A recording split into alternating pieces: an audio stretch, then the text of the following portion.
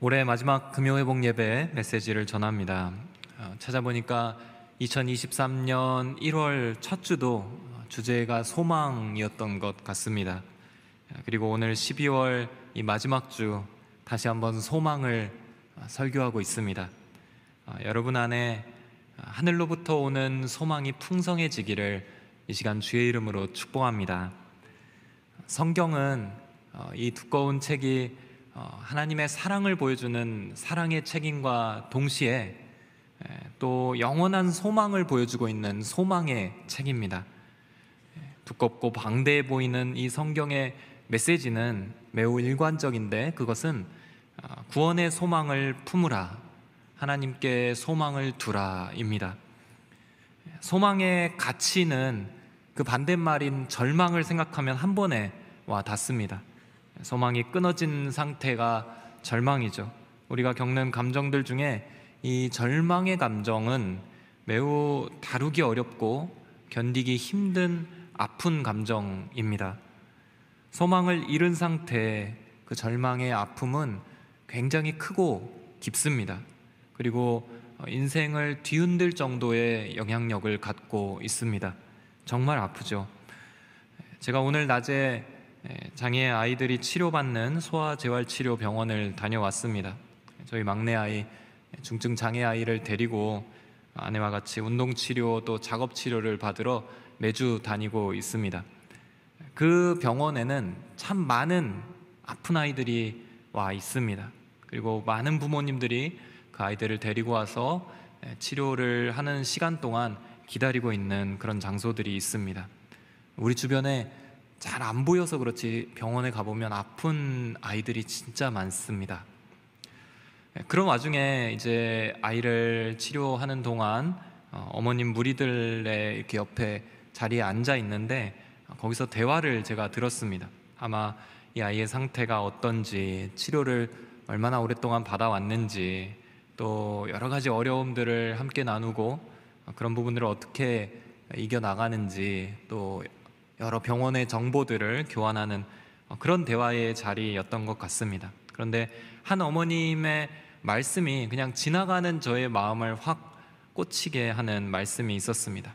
이런 말씀이셨어요. 난 막 힘든 그 단계는 이미 지났어.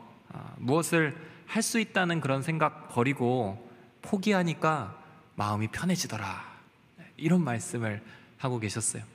그 장애 아이를 치료하고 기약 없는, 그리고 오히려 더 악화되어가는 그 상황에서 마음을 지키기 위한 하나의 방편이 다 포기하니까 마음이 편해지더라. 근데 마음이 편해지더라 라는 단어였지만 얼마나 그 마음이 아팠는지 제가 확 느낄 수 있었습니다. 얼마나 그게 고통스러운 마음이었을까. 얼마나 그 고통의 순간이 힘들었으면 이제 아이의 그 나을 것이라는 희망조차 포기해버리는 그 마음이 얼마나 쓰린 결정이었을까. 그 마음이 제게 전해져 왔습니다. 소망을 버리고, 소망을 포기하고 절망을 선택하며 낙심하는 그 상태는 정말 우리 삶에서 견디기 힘든 마음입니다. 예수님께서 예루살렘 성전 곁 베데스다 연못에서 38년 된 병자를 만나십니다. 정확히는 이 병자가 예수님을 찾아온 것이 아니고 예수님께서 직접 이 병자를 찾아가셨습니다. 예루살렘에 며칠 전까지만 해도 호산나 다윗의 자손이여 하면서 만왕의 왕 메시아 그리스도를 고백하는 그 외침이 떠들썩했었습니다. 온 유대 백성들의 기대를 받고 구원자 예수님께서 나귀를 타고 그 예루살렘으로 입성을 하셨는데, 이 병자는 그 예수님을 알아보지도 또 예수님께 나아가지도 못하고 있었습니다. 소망 자체가 꺾여질 때 우리는 하나님조차 바라볼 힘을 잃게 되는 것입니다. 그때 예수님께서 그 병자에게 다가가 가장 먼저 무슨 말씀을 하셨는지 혹시 기억하십니까? 내 믿음대로 될지어다, 아니면 네 병이 나을지어다, 아니면 들고 일어나 네가 걸어가라, 이 말씀을 하신 것이 아닙니다. 제일 먼저 하신 말씀은 네가 낫고자 하느냐, 네가 낫고자 하느냐? 내 마음에 낫고자 하는 그 소망이 있느냐? 이걸 제일 먼저 물어보셨습니다. 예수님은 그 병이 오래된 그 상태, 일어나 걷지도 못하고 기어서 물가로 갈 수밖에 없었던 그 상태를 회복시키는 것이 예수님의 지금 목적이 아니라, 예수님의 시선은 그 마음, 소망이 사라져버린, 무너진 그 마음 상태를 먼저 보고 계시는 것입니다. 사랑하는 성도 여러분, 오늘 2023년을 마무리하면서 여러분들의 마음 가운데 소망을 다시 한번 질문 드리고 싶습니다. 이 자리에 앉으실 때에, 이 교회로 나오실 때에, 혹은 영상으로 유튜브로 예배를 선택하셔서 재생하실 때에 여러분 마음 가운데 소망이 있으셨는지요? 있다면 그것은 참되고 영원한 소망이라 할 수 있는지요? 오늘 우리의 내면을 점검하고 이 말씀 안에서 소망의 본질을 한번 찾아내고자 합니다. 오늘 말씀 첫 번째로는 참 소망은 예수 그리스도에게 있습니다 입니다. 우리가 소망을 생각할 때 일단 세상에 있는 그 바람들, 세상에 있는 것들, 그것이 우리의 소망이 될 수 있는가? 그것은 우리의 소망이 되지 못합니다. 가령 집을 장만하게 해주세요, 합격할게 도와주세요, 승진하게 해주세요, 건강이 회복되게 해주세요. 소원이 될 수는 있지만, 우리가 바라는 것들 중 하나가 될 수는 있어도 그것이 우리가 정말로 영원히 붙잡아야 될 참된 소망이 될 수는 없을 것입니다.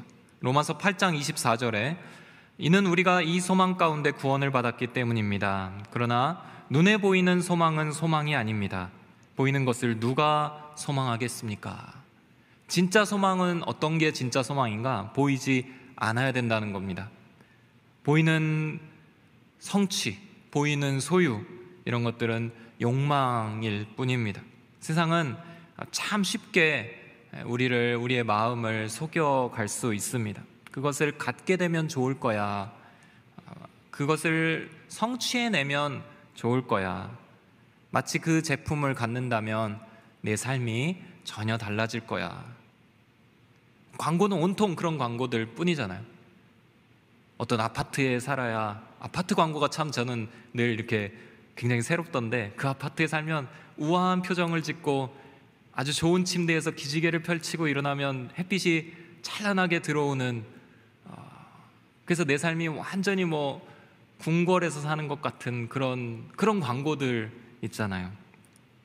제가 대학 전공은 경영이나 마케팅 이쪽이 전혀 아닌데요, 언제 전공자들이 보는 그 책을 한번 본 적이 있습니다. 그 책에는 마케팅을 통해 사람들의 사고가 변화할 수 있다, 그리고 어떻게 해야 되는지 그런 전략과 방법들이 이론적으로 소개가 되어 있었습니다. 어떤 제품이 좋아서 진짜 삶의 질을 높여줄 수 있기 때문에 평안과 풍요로움을 경험하게 할 수 있는 좋은 제품이기 때문에 그것이 팔리는 것이 아니라, 전략적으로 효과적인 마케팅을 활용해야, 그렇게 활용하는 것이 중요하다라는 것을 보여주는 이론 서적이었습니다. 심지어 없던 유행도 이 마케팅을 통해서 만들어낼 수 있고, 욕망도 불러일으킬 수 있고, 여러 가지 이론과 방법들을 소개하는 것을 보면서 내가 속고 있었구나 라는 것을 알았습니다. 속았다는 표현이 좀 그렇지만, 물론 이 경영과 마케팅이 굉장히 유용하고 세상을 이롭게 하는 측면이 분명히 있습니다. 그렇지만 이러한 소비가 우리를 다르게 한다든가, 이런 소유가 우리를 만족시키고 하나님이 기뻐하시는 모습으로 회복시킬 수 있는가? 그것을 바라는 것이 진짜 우리의 소망이 되는가? 그것은 아니라는 것입니다. 보지 못하는 것을 바라는 것이 진짜 소망이 됩니다. 아직 나타나지 않은 것을 믿음으로 바라보고 있는데, 그것이 얼마나 좋은 것인지 우리 마음에 그것을 그릴 수 있게 되고, 그것이 기다려지고, 우리 당장의 삶을 그것을 바라봄으로써 선하게 바꾸어가며 이 땅에서의 순간들을 인내할 수 있게 하는, 그것이 바로 진짜 소망의 능력인 것입니다. 그렇다면 이 소망은 어디에 있는가? 이를 이해하기 위해서는 우리는 세상이 어떤 소망에 목말라 있는가를 알아야 합니다. 그것은 세상이 소망에 목말라 하는 이유는 바로 죽음 때문입니다. 여러분, 죽음의 능력을 우리가 이해하고 있어야 합니다. 죽음이 얼마나 강력하게 우리의 삶을 붙잡고 있는지, 영향을 미치고 있는지 우리가 알아야 합니다. 죽음은 보편적입니다. 모든 인류에게 정해져 있습니다. 부가 있든 권력이 있든 그것이 없든 예외가 없습니다. 모든 피조물은 생명이 있다 이렇게 말하지만 결국 죽음을 향해 나아가고 있습니다. 꽃이 피고 열매를 맺고 아름다운 모습을 갖추어도 언젠가는 늙고 병들고 시들고 죽습니다. 이 죽음을 들여다보면 우리의 모든 수고하고 애쓰는 것들이 참 허무해질 때가 있습니다. 또한 죽음은 강력한 능력을 갖고 있습니다. 삶을 완전히 정리해버립니다. 어떤 값진 것도 죽음의 순간에 가져갈 수가 없습니다. 어떤 부와 권력과 명예도 그 사람의 죽음 자체를 막아내지 못합니다. 아무리 무덤을 크게 만들고 아무리 그 안에 여러 가지를 넣어 놓아도 세월이 지나면 유적지가 될 뿐입니다. 그저 한 사람의 무덤이 될 뿐입니다. 부를 가져가지 못함은 물론이거니와 어떠한 업적을 세웠어도 그것은 결국 희미해지게 되어 있습니다. 이 죽음을 생각하면 사람들이 두려워지는 것이죠. 사람들은 이 죽음이 가져오는 이 절망을 이겨내고 싶었습니다. 그러나 죽음을 극복해낸 사람은 인류 역사상 단 한 명도 없었습니다. 그래서 하다못해 이 죽음을 설명이라도 하고 싶었죠. 왜냐하면 너무나 절망스러운 우리 인생의 실제이기 때문입니다. 죽음을 설명하기 위해서, 너무나 허무한 이 마지막을 어떻게든 의미를 부여하기 위해서, 그래서 동서고금의 수많은 종교와 철학들이 여기에서 탄생합니다. 죽음이 너무 절망스럽고 두렵기 때문입니다. 철학과 사상의 그 흐름 중에 허무주의와 염세주의가 있습니다. 힘겹게 인생을 살아온 사람들이 인생은 참 별거 아니다, 허무하다, 가치가 없다, 그렇게 생각하며 내린 어리석은 결론이 결코 아닙니다. 죽음 자체가 갖고 오는 것이 이 허무함이기 때문입니다. 가만히 들여다보니까 사람의 인생은 죽으면서 끝나는 너무도 허무한 것이기 때문입니다. 세상에 가치를 두기에는 이 가치는 너무도 유한하고 짧고 설명도 안 되기 때문에 아예 이 삶에 의미를 부여하지 않는 것, 그것이 바로 허무주의입니다. 생명의 의지조차 필요 없다고 생각하는 것, 그것이 오늘날 많은 사람들에게 영향을 주고 있는 이 염세주의입니다. 솔로몬이 하나님이 주신 지혜를 받았습니다. 세상에 어떤 누구보다 지혜를 받아서 모든 일과 모든 만물의 처음과 끝을 살필 수 있는 통찰력을 얻었습니다. 그래서 그는 인생과 모든 만물들, 모든 일들의 처음과 끝을 가만히 다 생각해보는 시간을 가졌습니다. 자연 만물도 살폈고 인생들도 살폈습니다. 인류의 역사도 가만히 들여다 보았습니다. 그리고 나서 솔로몬이 내린 결론입니다. 전도서 2장 17절, 이 표현을 한번 주목하며 함께 읽어보도록 하겠습니다. 시작. 그래서 나는 사는 것이 싫어졌다. 해 아래 이루어진 모든 일이 내게는 괴로움이었기 때문이다. 그 모든 것이 허무하고 뜬구름 잡는 일이었다. 모든 것이 허무하고 뜬구름 잡는, 결국은 떠있는 구름 붙잡는 그런 것이 바로 인생이었다. 결국은 사라져버릴 수고만 하는 것이 인생이구나, 그렇게 깨달았던 것입니다. 요컨대 우리는 생명을 가진 존재로 살면서 절망의 시간을 살아가고 있는 것입니다. 모든 생명체는 늙고 병들고 아프고 시듭니다. 그 안에서 우리가 느끼는 것은 허무함과 절망과 두려움입니다. 생명에 소망이 있는가? 살아가는데 우리가 소망을 찾을 수 있는가? 세상의 답은 아니오입니다. 살아있는 것은 모두 죽음을 향하고 있으며, 그런 의미에서 모든 생명은 다 절망을 향해 달려가고 있습니다. 그렇다면 이 죽음 아래에 있는 우리 인생에 참 소망이 있을까? 이 부분이 핵심입니다. 참 소망이 있을까? 있다는 것이죠. 그것이 참 소망이라 어떻게 말할 수 있는가? 그렇게 말할 수 있다는 거죠. 왜냐하면 지금 우리가 바라보고자 하는 이 소망은 하나님께서 제시하신 소망이기 때문입니다. 위로부터 온 소망이기 때문입니다. 우리 안에서 지혜로 결론 내려진 게 아니라, 그래서 유한한 지혜 속에서 찾아낸 결론이 아니라 위로부터 주어진 하나님의 능력과 지혜로 주어진 소망이기 때문에 우리는 이것을 참 소망이라 부르며 더 나아가 살아있는 소망이라고 부를 수 있게 됩니다. 베드로전서 1장 3절에서 4절, 도대체 이 살아있는 소망이 무엇인지 함께 읽도록 하겠습니다. 시작. 우리 주 예수 그리스도의 아버지 하나님을 찬양합니다.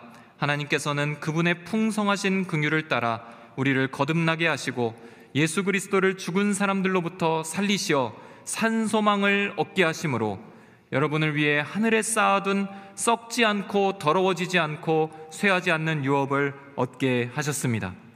산 소망을 하나님이 얻게 하셨다는 것, 그것은 썩지도 않고 더러워지지도 않는, 쇠하지도 않는 소망이라는 것입니다. 이 소망은 하나님께서 주신 소망이기 때문에 우리가 의지할 만하고 참되다고 말할 수 있는 소망입니다. 인간이 제시한 소망이 아닙니다. 하나님을 바라보며 하나님 안에서 얻어내는 소망인 것입니다.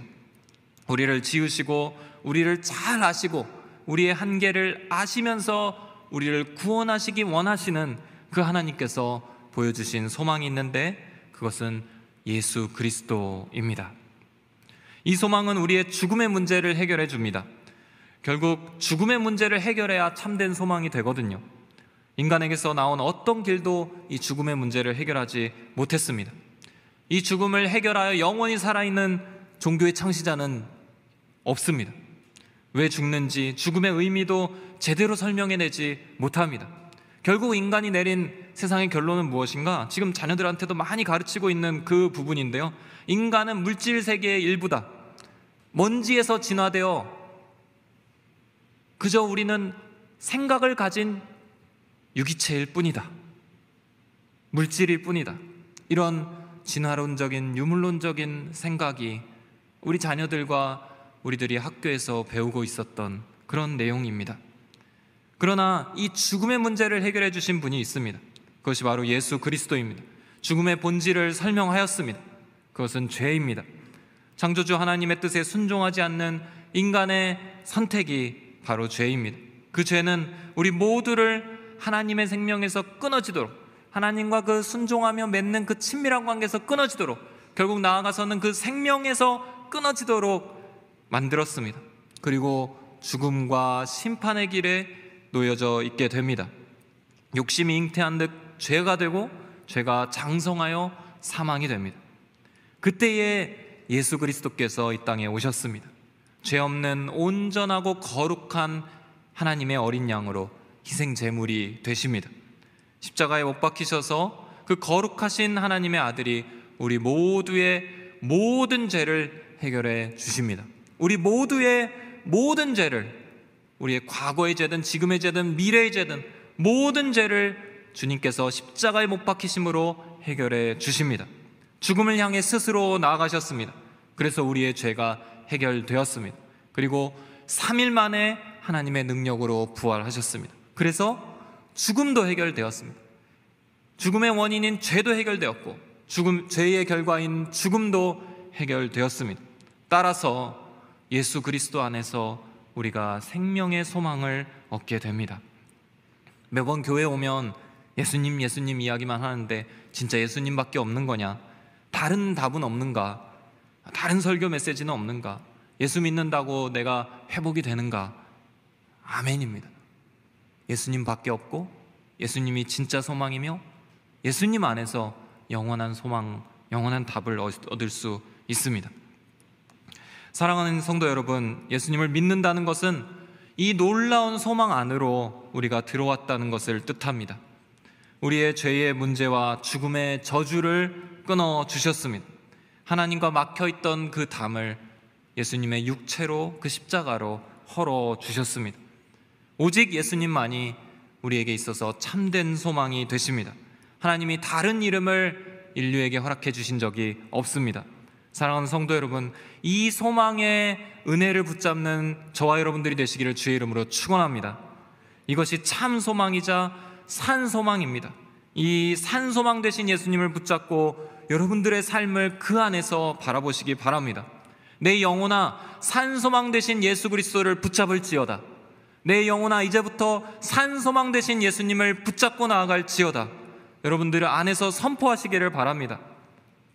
이 소망을 품고 나아가겠다고, 2024년에는 이 소망을 품고 살겠노라고 결단하고 기도하시기를 바랍니다.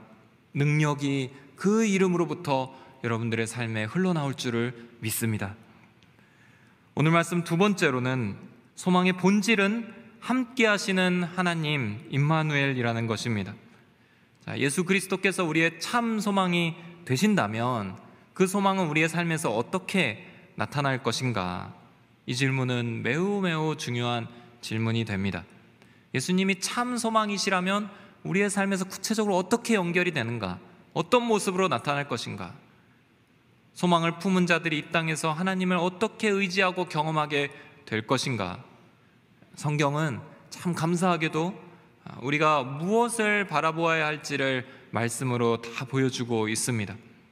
우리의 끝을 보여주면서 소망을 품게 하십니다. 이 세상의 어떠한 지혜와 어떠한 책도 이 세월의 종말을 보여주지는 않습니다. 시간의 정체에 대해 그토록 많은 연구를 하는 어떠한 물리학자도 시간의 종말을, 그 시간의 마지막을 설명하지 못합니다. 이 지혜는 우리에게 허락된 지혜가 아니라 하나님께 있는 지혜이기 때문입니다. 그래서 하나님이 보여주시는 지혜로 말미암아 성경에 적혀있는 그 안에서 우리가 답을 얻을 수 있습니다. 하나님께서 예수님의 사도 요한에게 마지막 성경책을 쓰게 하십니다. 밤모섬에 있던 나이든 그 요한이 성령 하나님의 계시를 받아 이 세상의 마지막의 환상들을 보게 됩니다. 그리고 붓을 들어서 마지막을 말씀으로 기록하여 적습니다. 그것이 요한계시록 말씀이 됩니다. 이 요한계시록은 성경의 마지막 부분에 있는데요, 여러 내용으로 우리가 구별해 볼 수 있습니다. 먼저는 초대 7교회에 나오는 하나님의 책망과 경고와 격려의 위로의 메시지가 있습니다. 그리고 마지막 때 악이 어떻게 심판받을 것인가 몇 단계로 나누어져서 보여집니다. 여러 가지 심판의 과정들이 있어요. 7인이 떼어지고 나팔이 불러지고 대접이 부어지는 그런 세 개의 큰 심판이 있고 나서 예수 그리스도께서 이 땅에 오시는 장면이 나타나게 됩니다. 그때의 악의 세력을 제압하시고 왕국이 세워지는데, 이 왕국이 일정한 시간이 지나면서 마지막 최후의 전투가 나타나게 됩니다. 그리고 마침내 그 모든 악을 심판하시고 진멸하시고 정리하시는 순간 자기 백성들이 온전한 구원을 얻는, 그 구원을 완성하는 장면이 마지막에 나오게 됩니다. 여기까지가 우리가 읽었던 21장 앞부분, 1장에서 20장까지의 내용입니다. 그리고 펼쳐지는 이 21장과 22장 마지막 두 장은 마지막 때에 교회와 성도들이 어떠한 모습일 것인가를 보여주고 있습니다. 이 21장 첫 부분, 마지막 때에 어떠한 모습일까를 보여주는 이 장면은 이렇게 시작하고 있습니다. 1절, 2절 말씀 우리 같이 함께 읽도록 하겠습니다. 시작. 그리고 나는 새 하늘과 새 땅을 보았습니다. 처음 하늘과 처음 땅이 사라지고 바다도 더 이상 존재하지 않았습니다. 또 나는 거룩한 도성 새 예루살렘이 하늘에서 하나님께로부터 자기 남편을 위해 화장한 신부처럼 준비되어 내려오는 것을 보았습니다. 새 하늘과 새 땅이 나오고요, 또 거룩한 도성 새 예루살렘이 보여집니다. 여러 이제 상징적인 이미지들이 단어로 나오기 때문에 억지로 풀어내려고 하지 않으셔도 됩니다. 새 하늘과 새 땅은 도대체 구체적으로 어떤 모습일까? 지금 이 땅과 이 하늘은 다 사라진다는 말인가?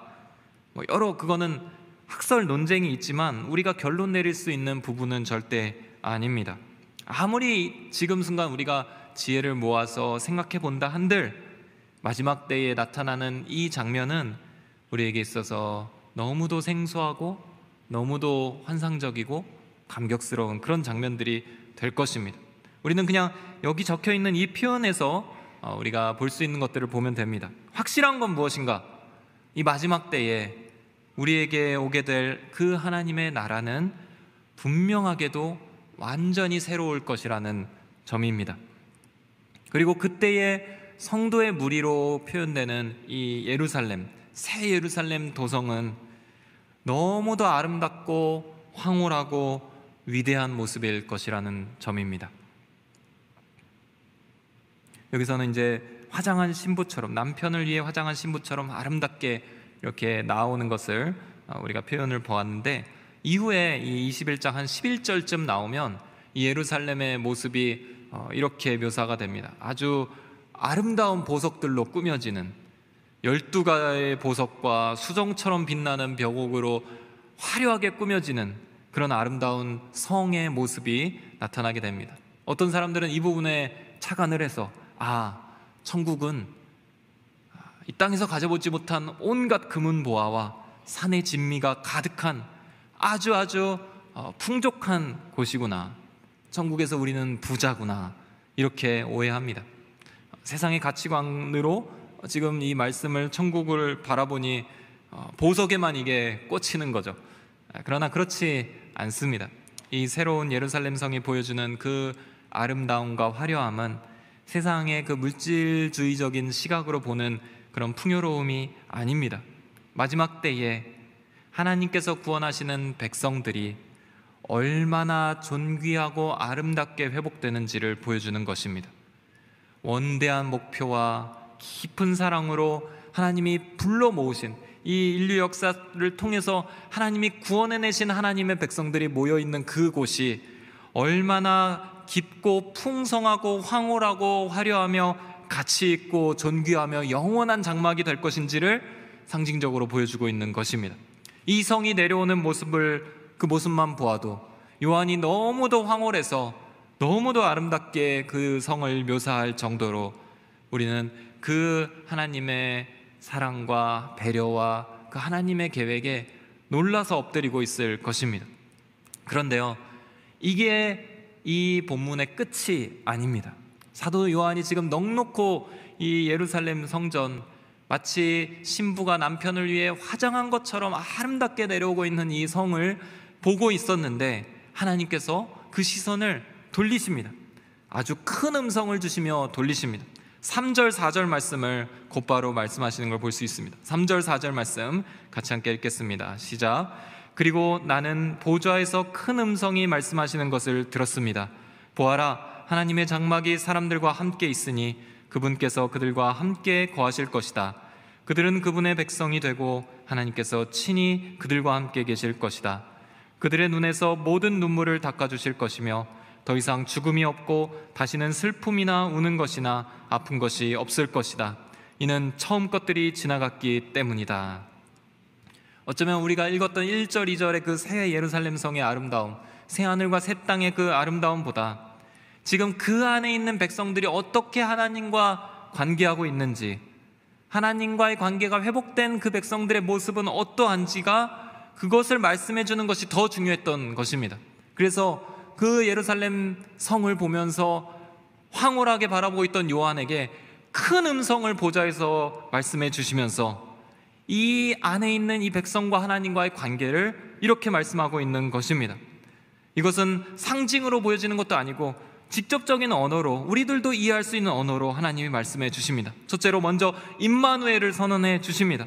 하나님의 장막에 하나님께서 사람들과 함께 있을 것이다. 하나님이 거하시는 그곳에 사람들과 함께 있게 될 것이다. 그분께서 그들과 함께 거하실 것이다. 그들은 그분의 백성이 되고 하나님께서 친히 그들과 함께 계실 것이다. 우리가 예수 그리스도의 이름에서 나오는 그 임마누엘, 하나님께서 우리와 함께 계시다라는 표현이 이 마지막 때에도 회복되어 있는 것을 우리가 보게 됩니다.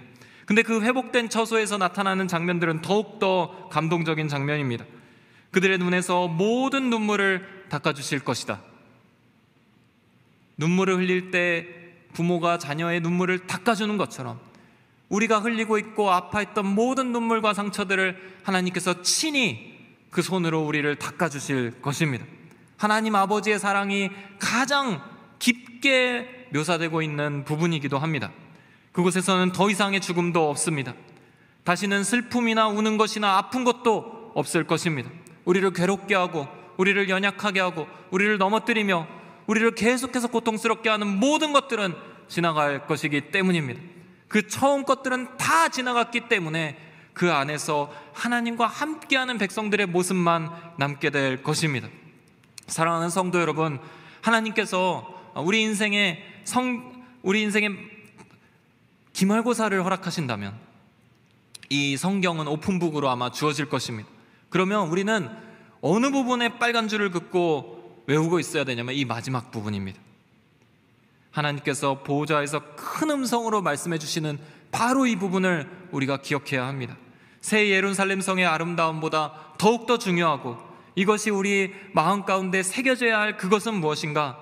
이 땅에서의 소망의 핵심은 마지막 때에 회복되는 하나님과의 깊은 친밀함, 종말론적인 임마누엘이라는 것입니다. 이 땅에서의 소망의 핵심은 마지막 때 회복된 그 하나님과의 깊은 친밀함, 하나님과 함께하고 있는 그 모습, 그 임마누엘이라는 것입니다. 우리가 이 땅의 삶을 살면서 고통 가운데서도 소망을 품을 수 있는 이유가 있습니다. 그것은 하나님께서 우리와 함께 하시는데 그 함께 하심은 마지막 때까지 계속될 것이기 때문입니다. 하나님께서 지금 우리와 함께 하시는 것도 은혜인데 그 은혜가 끊어지지 않고 마지막 때는 더 완전하게 우리와 함께하고 계실 것입니다. 우리에게 있는 모든 눈물을 닦아주실 것이고 우리에 있는 모든 아픔들은 더 이상 없을 것입니다. 처음 것들은 다 지나가고 하나님이 회복시키신 그 하나님의 아름다운 장막만 우리와 함께 있게 될 것입니다. 보아라, 하나님의 장막이 사람들과 함께 있으니 그분께서 그들과 함께 거하실 것이다. 그들은 그분의 백성이 되고 하나님께서 친히 그들과 함께 계실 것이다. 여러분들이 참 소망을 찾게 되기를 축복합니다. 그것은 하나님께서 은혜로 우리에게 주신 예수 그리스도의 이름이 여러분의 소망입니다. 그리고 여러분들의 그 소망의 본질을 이해할 수 있게 되기를 바랍니다. 그것은 임마누엘, 친히 우리와 함께 거하시는 하나님, 그것이 우리의 소망의 내용입니다. 사도행전에 보면 스데반이라는 집사가 나옵니다. 모든 교회 역사에서 가장 먼저 순교했던 인물입니다. 그 12사도도 아니었고 이 스데반 집사가 먼저 순교하게 됩니다. 사도행전 2장에서 성령이 임하시고 교회가 세워집니다. 교회가 부흥하면서 얼마 못 가서 유대인들의 핍박이 시작됩니다. 자신들이 죽인 예수 그리스도가 메시아였다는 것을 받아들일 수가 없는 거죠. 그리고 그런 걸 전파하고 있는 자들을 핍박하기 시작합니다. 이때 유대인들을 대상으로 성령 충만하여 긴 설교를 선포하고 죽임을 당했던 인물이 바로 스데반 집사님입니다. 이 스데반 집사님의 삶을 가만히 생각해 보면 이처럼 안타까운 죽음이 있을까 싶습니다. 너무도 안타깝죠. 예수님을 믿고 그걸 제대로 믿고 또 성령으로 충만했다는 이유로 모든 교회 중에 가장 먼저 핍박받고 죽임을 당했습니다. 예수님처럼 제대로 재판으로 끌려간 것도 아닙니다. 사람을 죽일 권한이 없는 그 유대인들이 돌을 들어 그 자리에서 쳐서 죽였던 것이 바로 스데반입니다. 그의 마지막을 보면 그 교회에 찬란했던 기적과 영광의 역사를 오래 경험한 것도 아니었고 교회 생활을 오래 했던 것도 아니었고 그저 예수님 믿다가 너무도 충만해서 설교하고 순교했던 것을 볼 수 있습니다. 저희들이 나름대로 겪고 있는 그 고난과 또 억울한 어떤 아픔들과는 비교할 수 없는, 어쩌면 참 이런 삶이 있을까 싶을 안타까운, 참 허망할 수 있는 그런 죽음이기도 합니다. 너무도 순식간에 희생양으로 순교의 길을 걸어간 것처럼 보입니다. 그의 삶에서 의미 있게 남았던 것은 바로 죽음의 순간입니다. 대중들 앞에 끌려나와 이스라엘의 역사를 풀어가며 하나님의 뜻을 보여주는 긴 설교를 하게 됩니다. 그 설교문이 하나하나 적혀서 사도행전 7장을 이루고 있습니다. 그러나 회개가 아닌 분노를 결과를 가져옵니다. 사람들이 회개하여 온통 그리스도인이 되는 그런 결과가 아니라 그때만큼은 아무도 마음을 열지 않고 분노하며 돌을 들게 되는 결과가 나타납니다. 그럼에도 흔들리지 않고 죽음의 순간까지 담대히 나아가는 걸 보게 됩니다. 성경은 그 장면을 매우 자세하게 묘사하고 있습니다. 마치 스데반의 죽음이 그토록 안타까우냐라고 우리에게 묻고 있는 것처럼 보입니다. 스데반의 삶에 소망이 있었는가? 그의 죽음의 장면에 보면 그의 소망이 어디에 있었는지, 그가 무엇을 바라보고 있었는지를 우리가 볼 수 있습니다. 그는 성령 충만한 가운데 하나님께서 자기와 함께하고 계심을 보았습니다. 사도행전 7장 54절에서 56절까지 제가 읽어드리겠습니다. 그들은 이 말을 듣고 화가 치밀어 올라 스데반을 보며 이를 갈았습니다. 그러나 스데반은 성령으로 충만해 하늘을 우러러 하나님의 영광과 예수께서 하나님의 오른편에 서 계신 것을 보고 이렇게 외쳤습니다. 보십시오, 하늘이 열리고 인자가 하나님의 오른편에 서 계신 것이 보입니다. 그의 시선에서 그 절망의 그 순간에 그가 바라보았던 것은 하늘이 열리고 예수 그리스도께서 하나님 우편에 앉아 계신 것을 보게 된 것입니다. 이렇게 외쳤을 때 사람들이 돌을 던지게 됩니다. 더 이상 참을 수 없다, 저 사람을 어떻게든 없애야겠다라는 마음으로 모든 그곳에 있던 군중들의 광기가 스데반을 죽이게 합니다. 수많은 돌이 그를 향해 날아오고 그의 육신이 찢어지고 터지고 고통이 그를 엄습할 때에 스데반은 놀랍게 두 마디를 외치고 죽게 됩니다. 그것이 사도행전 마지막 7장의 마지막에 담겨 있습니다. 59절과 60절 말씀 같이 함께 읽겠습니다. 시작. 그들이 돌로 칠 때에 스데반은 주 예수여 내 영혼을 받아주소서라고 기도했습니다. 그러고 나서 스데반은 무릎을 꿇고 큰 소리로 주여 이 죄를 저 사람들에게 돌리지 마소서라고 외쳤습니다. 이 말을 끝낸 후 그는 잠들었습니다. 죽었다는 표현을 하지 않죠. 잠들었습니다. 스데반이 지금 했던 이 두 마디, 예수여 내 영혼을 받아 주시옵소서, 주여 이 죄를 저 사람들에게 돌리지 마시옵소서, 이 두 마디는 예수님께서 십자가에 못 박히셔서 하셨던 7마디 중에 2마디였습니다. 그러니까 스데반이 죽을 때 했던 그 충만하여 던졌던 그 말씀들은 예수님께서 십자가를 지시며 하셨던 말씀과 동일했던 것입니다. 스데반은 그 죽음의 순간 예수님과 같은 모습으로 서 있었습니다. 억울하다, 절망적이다, 왜 이러느냐, 내가 무슨 잘못을 했느냐, 하나님 어떻게 이러실 수 있습니까? 저들이 왜 변하지 않습니까? 이제 포기하렵니다. 그렇게 말하지 않습니다. 스데반의 눈에는 하늘에 계신 하나님과 함께 하시는 예수님이 보였을 뿐입니다. 하나님 안에서 그리스도의 참 소망을 붙잡고 있는 임마누엘의 은혜 안에 머물고 있는 자의 모습입니다. 사랑하는 성도 여러분, 2023년을 마무리하면서 우리 안에 어떤 소망이 있는지 질문합니다. 여러분이 연초에 계획하고 꿈꿔오셨던 그 바람들은 다 현실이 되셨는지요? 올 한 해 새롭게 어려움과 고난들이 찾아올 때 좀 견딜만 하셨는지요? 내년을 바라보면서 우리는 또 어떤 시선으로 우리의 삶과 현실을 계획하고 계시는지요? 무엇보다 여러분의 마음 가운데 지금 소망은 무엇인지요? 그것은 참 소망이라 할 수 있는지요? 우리 안에서 참되고 살아있는 진정한 소망을 품게 되기를 주의 이름으로 축원합니다. 참 소망은 예수 그리스도께 있습니다. 죽음을 이기신 하나님의 생명의 길이기 때문입니다. 그 소망의 핵심은 우리와 함께 하시는 하나님입니다. 임마누엘입니다. 마지막 때까지 그 은혜가 우리를 붙잡고 지키며 이끌고 갈 것입니다. 어떤 절망의 파도가 와도, 어떤 넘어짐의 순간이 있어도 그 소망으로 다시 일어설 수 있게 될 것입니다.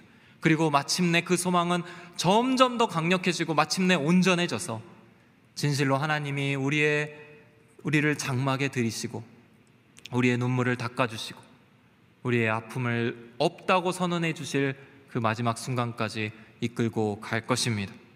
이 땅에서 그 살아있는 소망을 붙잡고 주님과 동행하시는 내년 한 해는 그 임마누엘 안에서 소망의 능력을 마음껏 받아 누리시는 저와 여러분들이 되시기를 주의 이름으로 축원합니다.